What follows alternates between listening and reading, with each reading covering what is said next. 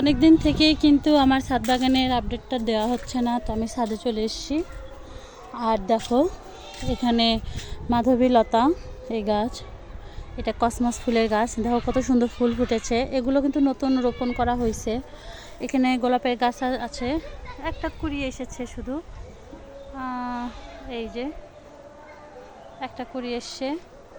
আর এখানে লাউ গাছটা কিন্তু অলমোস্ট উপরে উঠে গেছে। এখানে অনেকগুলো গাছ লাগানো হয়েছে, ফলও আসছে। আর এই গাছে কিন্তু প্রচুর ফুল হবে, তোমরা দেখতেই পাচ্ছ। তো এটা সাদা কালার, আমি আরও কয়েক কালারের কসমস ফুল নিয়ে আসবো। আমার খুব পছন্দের এই ফুলটা। তো চলো তোমাদের সাথে আরও গাছ শেয়ার করি।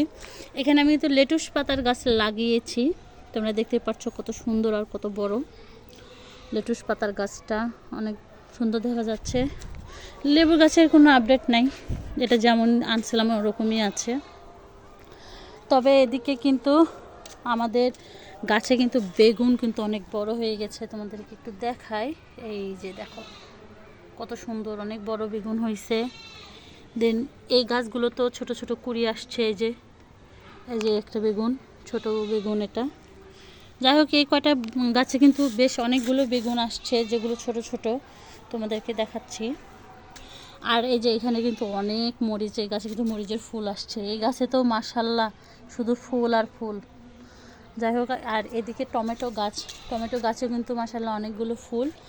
আর ওই দিকে কিন্তু ভেতরে কিন্তু গাছগুলোতে কিন্তু অলমোস্ট কিন্তু টমেটো ধরে গেছে, বেশ বড় বড় টমেটো হয়েছে। তোমাদেরকে দেখায়, এই যে বড় বড় টমেটো হয়েছে এরকম। ওই গাছটা তো আছে, এই গাছটা তো আছে, এই গাছগুলো তো আছে, এগুলো তো বেশ অনেকগুলো টমেটো ধরবে। আর এই যে এদিকে বেগুনের গাছ, ঢ্যাঁড়সে গাছ, ওই ছোট্ট একটা বেগুন। আর এই যে আমাদের গাঁদা ফুল কিন্তু মাশাল্লাহ অনেক সুন্দর লাগতেছে।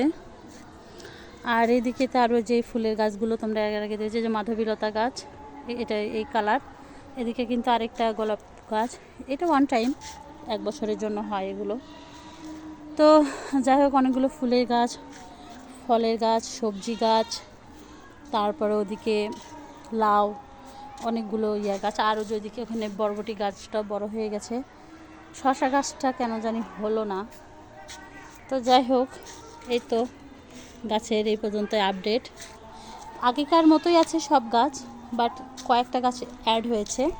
সেগুলো হচ্ছে ওই ফুলের গাছগুলো অ্যাড হয়েছে শুধু।